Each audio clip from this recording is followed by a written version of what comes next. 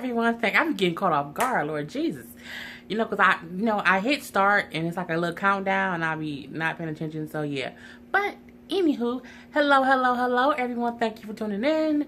I am Jay Lee. This is Jay Lee's Corner, and this is my review for Love and Hip Hop Hollywood season. What's the season? Season 4, episode 13. Man, look. Hope all y'all had a great day. Fantastic weekend. Hope everyone is healthy and safe within their homes and everything. I can't wait for Love and Hip Hop Hollywood to be over, really. I mean, I think I might be looking forward to the reunion more than anything else, just because it's supposedly, big things happening. I think it might have been a fight or two. So, you shouldn't want to see fights, Jaylee. That's just not even normal. But you know what I'm saying? I just feel like this could have been over by like episode 10. Like, I don't see what they're,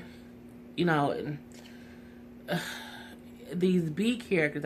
I hope next season on Love and Hip Hop, I like Keisha Cole. I like how she has a little storyline.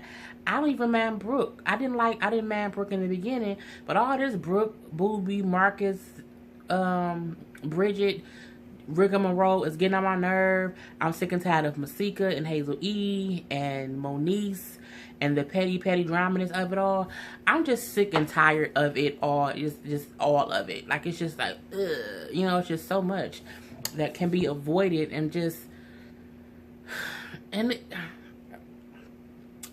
I'm ready for the season to be over. We do see the next week is the season finale, and then part 1 of the reunion comes on right after. And there's part 2 of the reunion that will probably air either the following week or the next day. Who knows? I ain't looked at the schedule yet. But yeah, I'm ready for it to be over. I'm ready for Love and Hip Hop New York. They did show like a preview, not even a preview, just like the little teaser showing that we see Snoop is still on there. We see that Remy Ma, is still on there. Yandy, we see Juju, who is Juju is Cameron's girlfriend. I wonder if Cameron gonna have a couple cameos. We shall see. We see Mariah Lynn is on there. We see Little Mo was on there.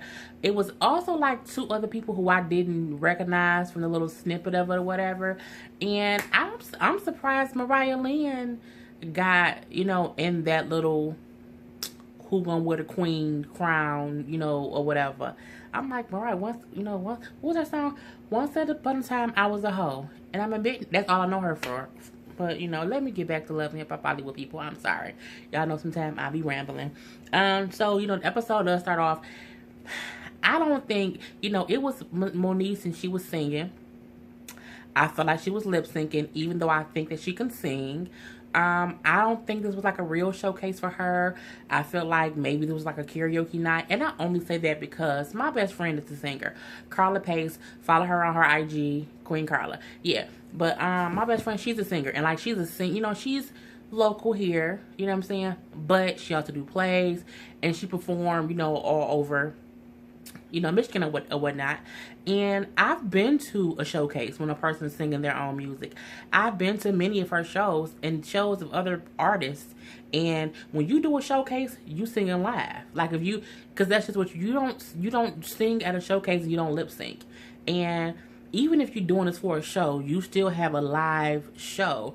And that's why I'm like, was this like a karaoke night? Was she... I just don't know what it was. Even because karaoke is sang live. But I just felt like it wasn't her showcase. She looked nice. And again, I think Moniece can sing. But I'm like, is this really her show? But whatever. So, she's there singing her song. I think I will go look up her song on Tidal, though, to see if it's available. Because I did like it. And we see that Masika is there and also Ray. Now, what I found funny is Masika's showing up now, but she was missing all season. Masika didn't come to nothing all season. She was ducking and dodging as if she had a warrant out for arrest, and she was just ducking and dodging. But she was showing up here. And, initially her and Ray were talking, and this about how, Hazel E was all on social media, talking stuff, calling her like a porn star, a bad mom. My thing is, I do feel like as adults, kids are off limits. I feel like if you beefing with someone, you should never bring their kids into the situation. And unless the person is like being arrested for like child endangerment, and you're saying you are a horrible mother because you were arrested for child endangerment, and you know, left your kids in the car and it was hot, or you left your kids at home and something bad happened. That's the only time I feel like if you're talking to someone and you're saying you did this and this is the discussion, not I don't like you, so I'm gonna say that you a bad mama. I'm not gonna be like I don't like you, so I feel like you're a prostitute or you're a porn star or whatever. I think you should leave kids off limits unless the person is arrested for child endangerment. And then, you know, whatever, because we know people are in the news for doing dumb stuff to children that people comment on it. So that part I get, but I don't think Masika's been in the news for her child. So I'm like, why y'all bring up her kid? So of course Masika doesn't like it. She is mad at Hazel. We get it, fine, whatever. And you know, she is just saying how, you know, well, they're both saying how how Hazel E is always on social media popping off at the mouth, which I do believe she do. So, you know, Monique's come down and she does say how her and AD broke up for the time being. And then supposedly all their phones go off and they get a notification. And I'm like, what notification did y'all get that somebody had a diss track out? Like, is there a random or a popular notification that you can get for stuff like that? Unless you're following that person and that's the notification. So they get the notification that Zale and Alexis has done this diss track. And while they were listening to it, they were like, oh my God, this is horrible. You know, I can't believe this is just comical. And my thing is, I think all y'all music at one point in time was comical. You know, this is season 4, and Masika, I still don't take you serious as a singer. Monique, I'm just not starting to even like your voice. Because I think that song you did was nice. But I'm like, y'all laughing at them as if y'all are these big stars musically. Y'all all starting out. And I don't think they did it to sound good. They did it as a diss track. Who cares? I mean, no one, who gives a fuck? So, you know, Monique said, you know what, don't even worry about it. I got my petty useless fluence. I'm going to do something petty. I'm like, okay, whatever. But the thing I kept looking at is, why did Masika have those fake ass baby hairs? I mean, I hate brushed baby hairs. I hate baby hairs that it looks like a person got some gel, got a brush, and made them some baby hair. Baby hair is real when you wash your hair, or if you just have regular hair and you have, you know, like I don't have baby hair. I don't at all. But if my hair was like that, that's how I would leave it. I'm not gonna get no gel and then slick it to make it look like that. That's just stupid. I just don't think, you know, that looks normal to anybody. And she has some really, like, it looked like somebody put S curls, baby, it was S curl baby swoops. That's what she had in her head, and it irked my damn nerves. The next 2 scenes, I was like, whatever. I love the fact that Keisha Cole showed that she found her biological father. After 35 years, she wound up finding him. And they have been reconnecting for a year. And they have a good relationship. You know, I think that was a positive thing to show. I like how Keisha Cole is using this for what it's for. She not out here arguing and fussing and fighting with nobody. You know, she's showing bits and pieces of her life, but also promoting her new music. She's mixing and mingling with other castmates, but not getting too involved in the bullshit. She knows how to navigate through it without getting caught up in the hype. So, you know, that was all they really showed. Was just, they showed her father. She does kind of look like him. He is a boxing instructor. He's successful in that realm of what he does, and it's cool that they reconnected. I think everyone who wants a relationship with their biological father should also, should have that. But for people who don't, you don't have to have that. It is what it is. The next thing we see is the girl, is a lady called Donatella. She's the white woman. I think she's white, but she has the accent. She's like from London, and I love the way she talks. I know it's not how she sounds, but it's outside of my head. Anywho, she's like a person within the music business, and she wants to do like this female empowerment R&B comeback showcase. I think it's a great idea. However, ain't nothing but ratchet bitches on the show, so how good is it going to be? So that's how I feel. I mean, the only 2 R&B artists on the show that's female is Brooke and Bridget Kelly. And I think it takes more than 2 people to make a showcase. I don't think having anyone else as far as Masika, Hazel E, Tia Marie is in rehab. Keisha Cole ain't not. I doubt Keisha Cole want to be involved in that. But I'm like, I don't get the point of it, but I get it's just something to have on the show. So Brooke is there, of course. Brooke is down to do it, and so But I also feel like her antics with Boobie and Marcus, I'm happy she's at least trying to get back to the music part. That's the reason she's supposed to be on the show. And so she's sitting down with like Donatella talking about doing the showcase. And I had to get some water. And this is going to look weird. And she, it's like, I'm going to call my engineer and have him send me a song so you can hear it. The engineer sends her back the song that she was working on, but he sends it back with with Bridget on singing, and she looked and she was like, "That ain't my voice. That's Bridget." And she's like, "Oh, my fault. They must have sent me the wrong version. This is the finished version. Since it has someone else's vocals on it, I'll send you the real version later." And of course, she's upset, and she's like, "I don't get how her voice is on the song." Well, you know how her voice is on the song because he put it on the song. Let's not be stupid. So, but she was also saying how the music industry can be catty, so she doesn't see how this showcase can be. Let's make one thing clear. I don't think the regular music industry is catty. I think when you are up and coming and you are in competition with other people, it can be catty because this is a reality TV show. And like, I don't think India Arie, Jill Scott, Lettucey, Marsha Ambrosia, I might have said her name wrong, please forgive me, Beyonce, Ashanti. I don't think if you had these, Fantasia, Jennifer Hudson, I don't think if you had any, who else? My girl, Jasmine Sullivan. I don't think Kelly Rowland. I don't think if you have any of these ladies participating in some kind of showcase, they're going to be backstage being catty, like, "Oh, bitch, I don't like you, and why you talk?" It ain't going to be that because they are all in their own realm, okay? They don't have to be catty. Cattiness comes when women or men, or whoever is being catty, are nitpicking. You're nitpicking. I don't like you because you think, when you in your own lane, you don't get catty with people. It's a whole different feel. So y'all going to be catty because y'all like crabs in the barrel. Y'all all trying to get to the top. So y'all just snatching the one in front of you down. That's all you're doing. But, it is what it is. So the next thing we see is Omarion baby mama, April. I didn't know how else to say her name. Because if I just said April, y'all would say, who the hell is April? So April, who was Omarion baby mama, who was on the season 1 of this show, then they left. I'm wondering if she gonna come back now that her and Omarion not together. I'm just wondering. Anywho, she is having a wine tasting. I do follow her on Snapchat, so I know that she had been making her own wine. So it's cool to see that coming up. So, but she has invited Brooke and Bridget. Who else was there? Fizz was also there. Love Fizz. So, first of all, I was mad because Bridget Kelly came in there with 2 goddamn on ponytails. It just irked my nerves. I ain't like it. To me, it looked childish.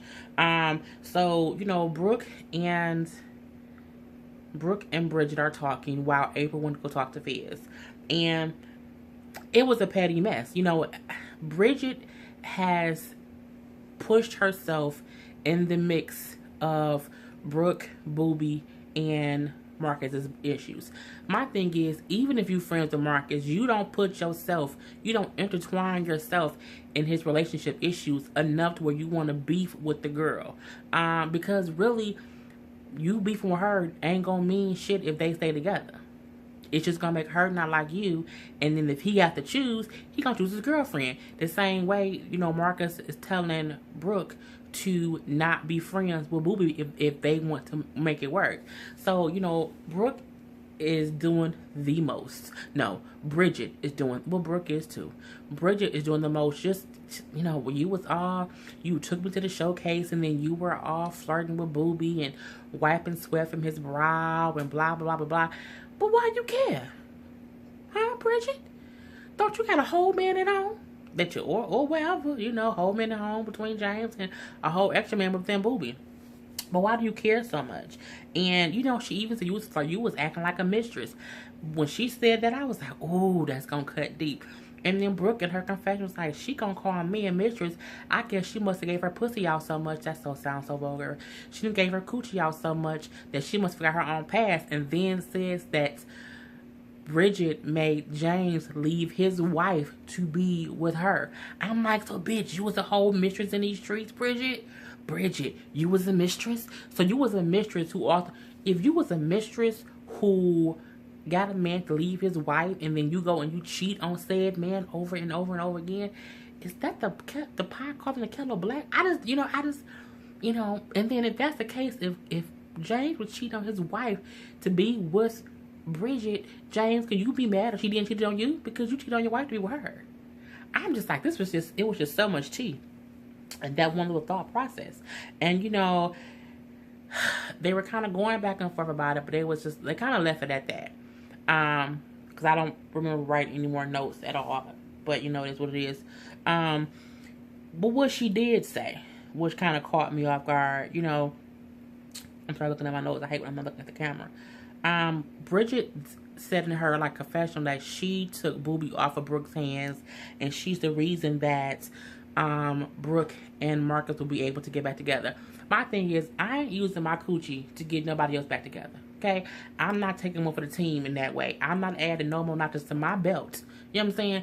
To get anyone else back together. If you can't get back together with your person without me sleeping with somebody, y'all not supposed to be together. Okay? Because my coochie shouldn't have nothing to do with y'all. I'm going to keep my pocketbook closed. Okay?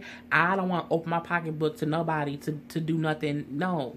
And I'm like, Bridget really acting like her kicking it with Booby was a good thing for Brooke and Marcus.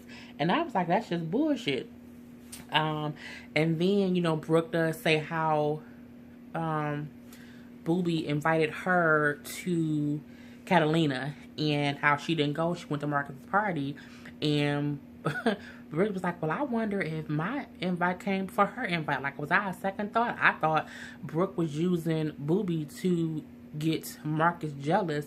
But when in hindsight, what if Booby was using me to make Brooke jealous? You think? I mean, that's what was going on. I had to drink some water and I had to pause it to get a good drink of water. So yeah, so they had that whole conversation. We see Fizz talking to Rachel, to April, and it was a simple conversation of him saying how he's trying to reach out to Omarion to get Omarion to be back with B2K, and how Omarion is basically not returning phone calls, not texting back, and just not giving an answer. In some cases, I feel like when you leave someone a message, first of all, I don't leave voicemails because I just assume people don't check voicemails. I send text messages. And I know you got my text message. And if you don't reply within a reasonable amount of time, I might text you again. I'll text someone up to 3 times within 3 days. And if I get no response, then that means the person saying no. And so he was basically saying that Omarion wasn't responding. And April was like, well, you know how he is. I don't think he don't want to do it. You guys might just need to move on and do whatever else. And Fizz said, you know what? Back in the day when we were together, a lot of things happened. There was issues with how the money was supposed to be handled and different management things, and it made things rough. He's like, but that was 15 years ago. We was kids. We all adults now. We all grown. We should be able to move past it and move on. I agree with him. And when he said they're going to have to just think about replacing Omarion, I'm like, I don't think that's such a bad idea. As he said, New Edition did replace Bobby Brown. Hell, Destiny Child replaced Farrah, wasn't too Latavia, you know what I'm saying? People replace people. New Edition replaced Bobby Brown. They, who else replaced people? Involve replaced people. People replace people when they don't want to be in the group. I think if you're gonna do a tour, it's not because people don't mind. People don't mind it. It ain't a big issue. So yeah, that was what it was. The next thing we see is Moniece tries to put her petty antics to work. She meets Alexis in the parking lot, which I don't think is weird to meet anybody in the parking lot. That's just prostitution style. But she meets her in the parking lot and she gives her a folder. It's like, here, you've been served. There's a plane ticket and you can go back to where you came from.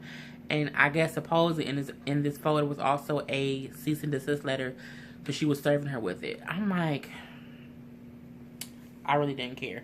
But I do feel like Masika, again, is using her friends to do her dirty work. I mean, she is, so it is what it is, but I don't care enough to even talk about it. I do find it funny when Monique said, be careful walking around my city.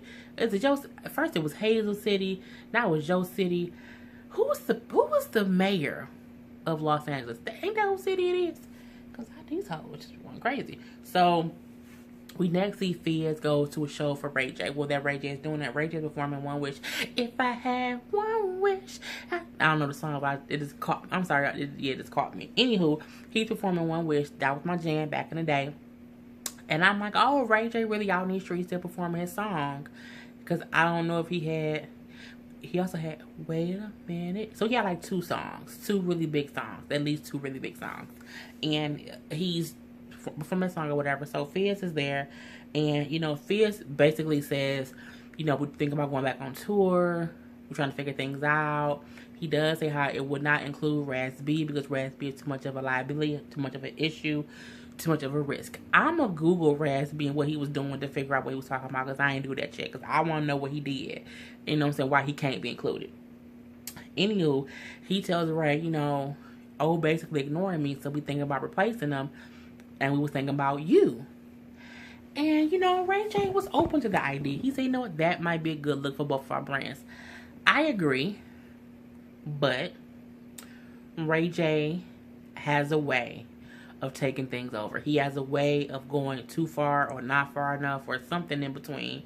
And I feel like it's going to be, I feel like if he takes it serious enough to not make it for this TV show, it could work.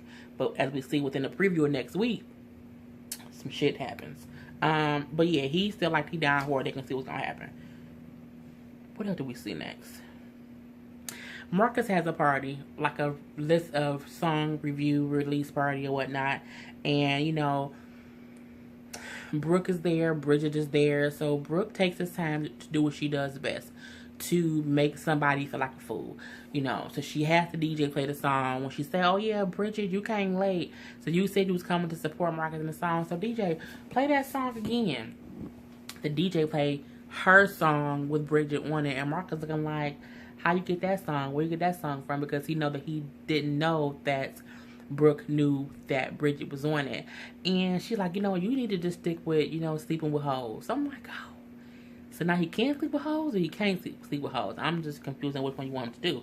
And so her and Bridget start going back and forth. She's saying to Bridget how, you were desperate to get to the studio with Marcus, to try to revive your career. I'm sorry that I didn't think that you were desperate enough to sell a song for me. And, that kind of stuff. And, Brooke is just saying, I didn't have to do nothing from you. She said something like, she basically told Brooke, you wasn't doing what you were supposed to do. So I did what I was supposed to do. I did what I was supposed to do, and I got on the song, and I'm also kicking with Booby, and blah, blah, blah, blah, blah. And, Brooke is like, was the reason you keep telling Marcus about me is you fucking Marcus? Like, is y'all too much messing around? And Marcus like, whoa. And the whole time they arguing back and forth, he in the middle like, what am I here for? And Bridget goes to say, because she was like, is that why you did a song about Coochie being so good? Like, does Marcus know that? And she was like, no, but you can ask Booby because I went to Catalina Island with him. I'm looking like, oh, so she gonna just admit that she slept with Booby.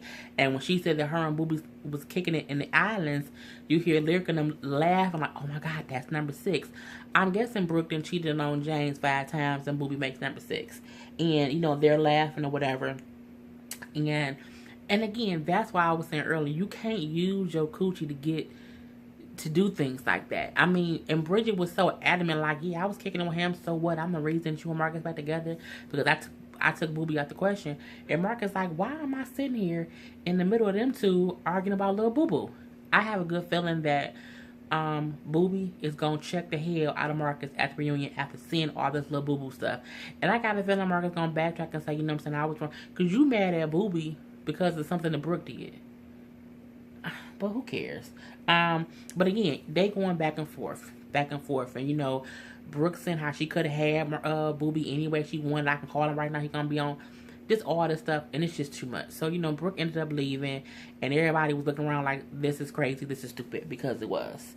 There's a little scene where they show Lucci out to eat with Chanel, who I don't care about either. And he invites Alexis. And I'm like, why did you invite Alexis? And so he like, well, I was talking to Lyrica, and Lyrica said she's going to have her little party. And she said, I couldn't bring Chanel because y'all two don't get along. So I brought you here, Alexis, so that y'all two could squash y'all beef. And I'm like, well, they beef is you. You know what I'm saying? Alexis is mad because you moved on, supposedly. But Chanel saying that y'all not even really a couple like that. So it's a whole bunch of, Rick and Monroe bullshit. And, she's like, well, how would you feel if we was out somewhere and you saw me with another guy? And he like, well, I probably wouldn't like it. But why? If y'all ain't together, why do you care what the other one's doing? That's what these young kids, I mean... I'm gonna be single forever. I gotta wait for one of these idiots. I mean, cause is this the dating scene too? Like, it was just stupidity. I'm like, why do you care if someone you are no longer with is dating someone new? Why does that make you mad? Why? Do you think they're gonna just stop dating forever? Forever? No, dummy. So, she like, my issue ain't with Chanel, but you was mad at her. So, whatever. And Chanel kind of looking like, well, can we just be cool? And whatever. It was just some bullshit. The last part of the episode was, the second last part that I'm going to cover. Lyrica had an album, I guess it was her album release party. Her album was named after her sister who passed away when she was 3. And, sad. I wasn't covering any of that because it's, too sad to talk about. And she... finished the album. She's going on tour. She said a 6-week national tour. Yeah. And she was taking pictures in front of this plaque that said 30 million streams. Now, I'm not the smartest person in the world, but even I don't believe that Lyrica had 30 million streams of her song. I don't believe that. I just don't. I'm sorry. I don't.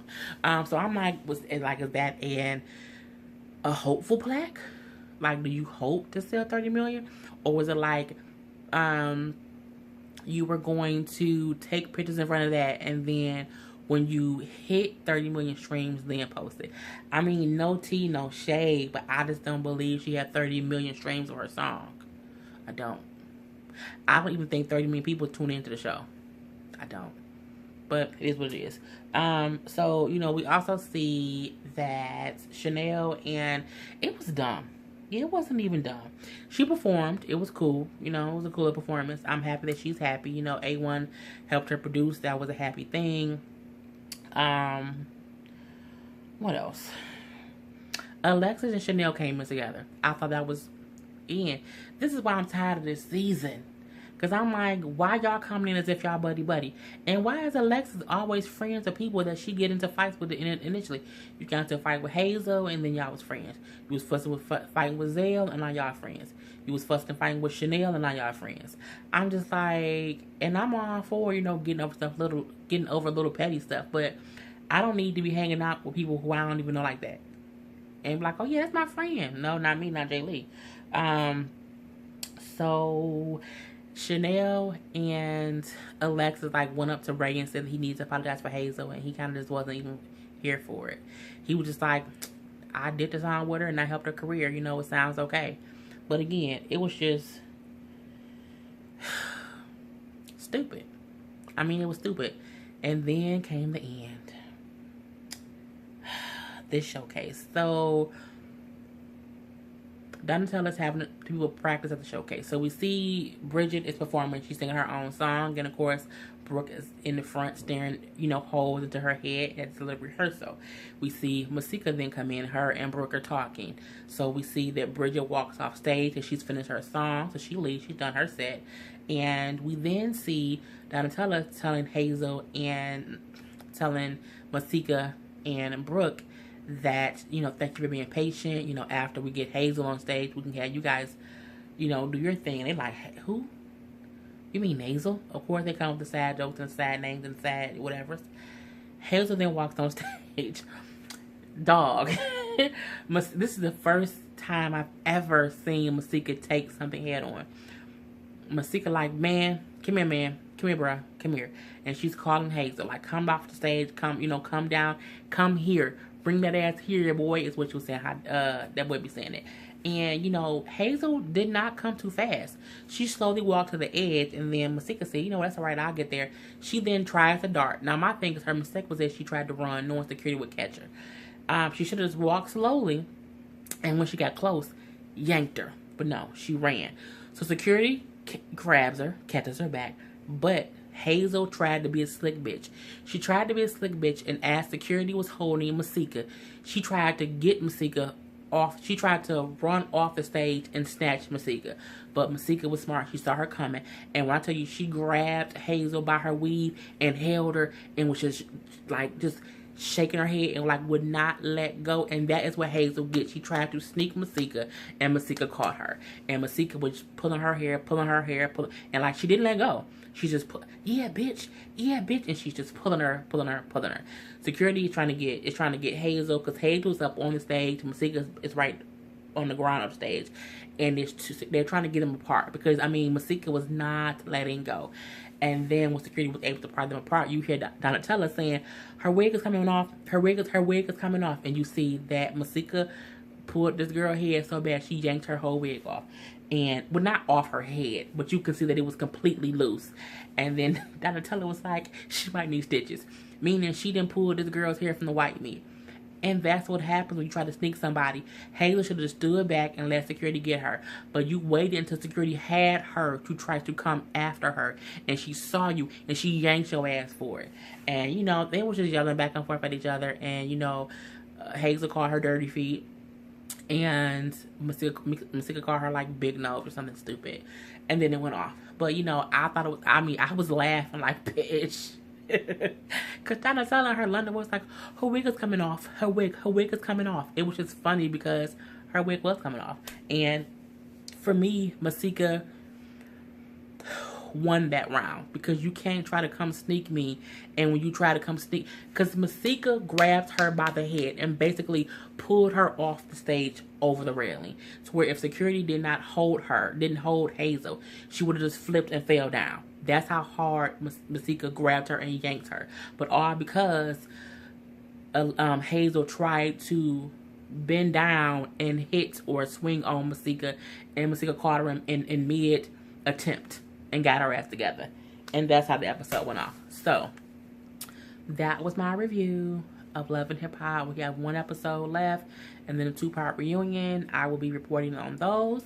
So, I am Jay Lee. This is Jay Lee's Corner. Until next time, people.